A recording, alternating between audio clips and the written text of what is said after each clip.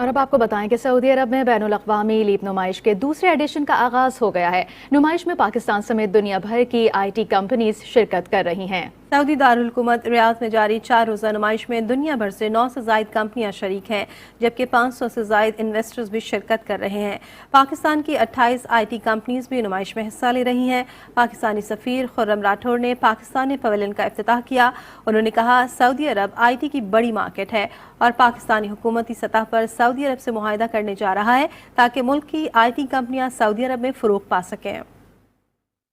Saudi के जो vision 2030 है, बिलखसूस IT जो है उसके अंदर सऊदी अरब के पार्टनर बने, और उसके हवाले से हमारी प्राइम मिनिस्टर के इंस्ट्रक्शंस पे हम लोगों ने इनके साथ एक मुआहिदा भी जो है वो तकरीबन कंक्लूड कर लिया है। इंशाल्लाह जब भी कोई हाई लेवल विज़िट होगा हम उसको अनाउंस